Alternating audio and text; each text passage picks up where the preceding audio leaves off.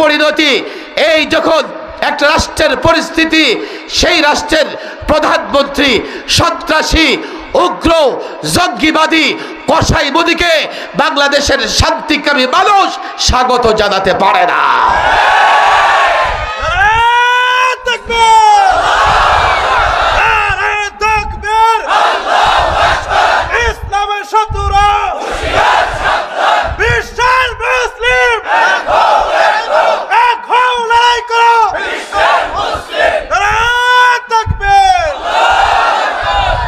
এটা আমাদের অপরাধ।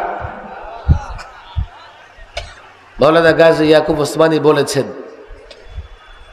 বাইরে বাংলাদেশের একটা পরিচয় আছে গোটা বিশ্বে। আমরা যেমন মধ্যপ্রাচ্যের দেশগুলোকে মুসলিম দেশ হিসেবে জানি, কথা ঠিক না বেঠিক? ইন্দোনেশিয়া, মালয়েশিয়া এগুলো মুসলিম কান্ট্রি। বাংলাদেশের একটা পরিচয় আছে, বাংলাদেশ একটা মুসলিম কান্ট্রি। সেই পরিচয়কে মিটিয়ে দেবার জন্যে সর্বত্র তারা মূর্তি স্থাপন করেছে।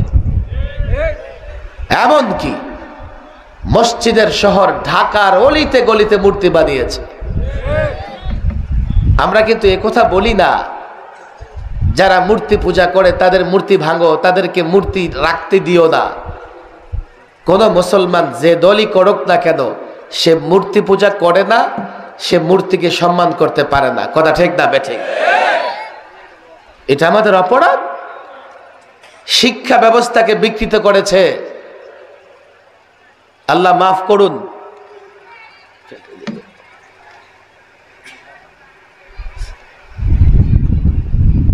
এক একটা পয়েন্টের উপরে কথা বলতে গেলে রাত শেষ হয়ে যাবে। 2600 আলেম, হাফেজে কোরআন, টুপি দাড়িওয়ালাদের গ্রেফতার করে 2 থেকে 3 বছর পর্যন্ত জেলখানায় রেখেছে। আপনারা মনে করবেন হুজুর জেল, আমিও খেটেছি, ভালো। আরে না, জেলের ভেতরে, হাই সিকিউরিটি জেলের ভেতরে ফাঁসির ছেলে এক এক আলেমকে 24 ঘন্টা তালাবদ্ধ করে রাখত। আমি নিজে ব্যক্তিগতভাবে প্রায় 2.5 মাস রিমান্ডে ছিলাম। রিমান্ডের সবচেয়ে কষ্টের একটা বিষয় আছে, এই ধরনের বোতলে পানি ভৈরা মাথার নিচে দিয়ে ঘুমাইতে হইতো। রিমান্ডে গায়ের কাপড় ছাড়ার কিচ্ছু নীতি দিত না।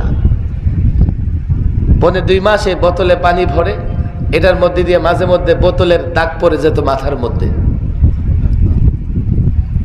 জুলুম করেছো আলেমদের উপরে, পরিণতি হয়েছে এবং 53 বৎসরে কোন শাসক ক্ষমতার পালাবদল হয়েছে, কিন্তু তোমাদের মতো এমন ভয়াবহ পরিণতি কারো হয় নাই।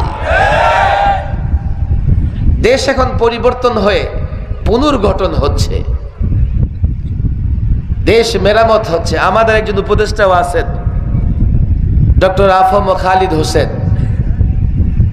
আজকের প্রোগ্রামের গেস্ট ছিলেন। দেখেন মোহতামিম সাহেব, কমিটির লোকেরা বড় ভয়ে ভয়ে আছে, হুজুর জাতি আমাদের মারবে। হ্যাঁ, মানুষ যখন আশা করে এসছে, আশাহত হলে আপনাদেরকে তো বকাঝকা করবে, মারুক আর না মারুক। তবে আজকে ঢাকার যে অবস্থা ছিল, সে অবস্থায় আমার জন্যও সম্ভব ছিল না। অন্তত 1.5 কিলোমিটার আমি হেঁটেছি স্টেজ থেকে দেবে সরোয়ার্দি হেঁটে, কারণ লোকের এত ভিড়, মানুষের ভিড় ঠেলে সামনে গিয়ে তারপরে গাড়িতে উঠেছি। তাদের জন্য হয়তো বা এতটা কষ্ট করা সম্ভব ছিল না, কিন্তু যেহেতু বারবারই এখানে এমন হয়, আপনাদের রাগ করার, ক্ষুব্ধ হওয়ার অনেক কারণ আছে, কিন্তু বাস্তবতা এটা যে তাদের জন্য আসা সম্ভব ছিল না। তবে ধর্ম উপদেষ্টা একটা লিখিত বাণী দিয়েছেন, আমি মনে করি এগুলো পড়ার দরকার নাই। লিখিত বাণীতে তিনি বলেছেন, যেহেতু ঢাকার অবস্থায় আসতে পারতেছেন না, সামনে কখনো উনি সুযোগ পেলে রাষ্ট্রীয়ভাবে আপনাদের এলাকায় সফর করবেন। এটা ওনার লেখা আছে, মোবাইলে আছে, এর দায়িত্ব আমার উপর না, কিন্তু উনি লিখে দিয়েছেন, আয়োজকদের মোবাইলে সেটা সেট আপ করা আছে। এত জুলুম কেন করেছো? এখন তোমরা তোমাদের পরিণতি কি করো? ভোগ করে। আমরা কি করব? আমরা রাষ্ট্রটাকে মেরামত করব, এই রাষ্ট্র পুনর্গঠন করব। কিন্তু খবরদার, আগেও রাষ্ট্রে পরিবর্তন হয়েছে, কিন্তু পরিবর্তনের হওয়ার পরে আমরা দেখছি অনেক সময় নানা এলাকায় ক্ষমতা গেছে এক চোরের হাত থেকে আরেক চোরের হাতে। রাষ্ট্রটা এমন ভাবে মেরামত করতে হবে যাতে লুটেরা, চোরের দলেরা, অর্থ পাচারকারীরা কোনোভাবে আবার ফিরে আসতে না পারে। কিভাবে রাষ্ট্রকে মেরামত করবেন?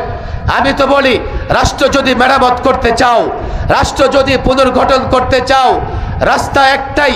আমেরিকার কাছে মডেল নাই, ফর্মুলা নাই, নমুনা নাই, ভারতে নাই, রাশিয়ায় নাই, চায়না নাই, মুসলমানদের কাছে আছে। যদি আল্লাহর নবীর আদর্শ দিয়ে, আল্লাহর নবীর সুন্নাহ দিয়ে রাষ্ট্র মেরামত করা যায়, যদি আল্লাহর নবীর আদর্শ সুন্নাহ দিয়ে প্রশাসন মেরামত করা যায়, আমি তো বলি, কসম খেয়ে বলি, গ্যারান্টি দিয়ে বলি, আল্লাহর নবীর আদর্শ দিয়ে যদি রাষ্ট্র মেরামত করা যায়, এই রাষ্ট্র এতটা সুন্দর হবে, এই রাষ্ট্রে এতটা ইনসাফ আসবে, শেয়ার বাজার লুট করার ক্ষমতা কারো থাকবে না। আল্লাহর নবীর আদর্শ দিয়ে যদি রাষ্ট্র মেরামত করা যায়, নারী নির্যাতন থাকবে না। আল্লাহর নবীর আদর্শ দিয়ে যদি রাষ্ট্র মেরামত করা যায়, দুর্নীতিবাজরা দেশে থাকতে পারবে না। আল্লাহর নবীর আদর্শ দিয়ে যদি রাষ্ট্র মেরামত করা যায়, আল্লাহর নবীকে নিয়ে যারা কটূক্তি করে তারা দেশে থাকতে পারবে না। আল্লাহর নবীর আদর্শ দিয়ে রাষ্ট্র মেরামত করার দরকার আছে না নাই? সত্যি আপনাদের কষ্ট হইতেছে? হুজুর, বুঝলাম না কেমনে আল্লাহর নবীর আদর্শ দিয়ে রাষ্ট্র প্রতিষ্ঠা করব।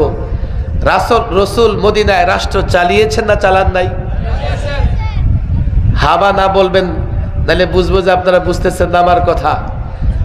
রসুল সাল্লাল্লাহু আলাইহি সাল্লাম মদিনায় রাষ্ট্র ব্যবস্থা চালিয়েছেন না চালান নাই? হযরতে আবু বকর, হযরতে ওমর, হযরতে উসমান, হযরতে আলী রাদিয়াল্লাহু তাআলা আনহুম রাষ্ট্র ব্যবস্থা পরিচালনা করেছেন না করেন নাই? হাজার বছর, 100 বছর, 200 বছর নয়, রাসূলুল্লাহর সুন্নাহর উপরে নির্ভর করে হাজার বছর গোটা দুনিয়া চলেছে। যারা বলে যে কি করে চালাবেন, তারা আসলে ইসলামের মূল নীতিতে বিশ্বাসী না। কথা ঠিক না বেঠিক? পাক্কা ওয়াদা করে হাত উঠান, রাসূলুল্লাহর আদর্শ অনুযায়ী রাষ্ট্র চলুক। চাঁদ কিনা আপনারা? দুর্বল চাইলে হবে না, শক্তিশালী চাঁদ কিনা ইনশাআল্লাহ? যদি আল্লাহর নবীর আদর্শ প্রতিষ্ঠার ডাক দেওয়া হয়, দাঁড়ায় যাবেন সবাই।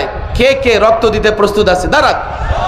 আল্লাহর নবীর আদর্শ দিয়ে 2 হাত উঁচু করে বলেন, যদি আল্লাহর নবীর আদর্শ দিয়ে রাষ্ট্র গড়বার, রাষ্ট্র মেরামত করবার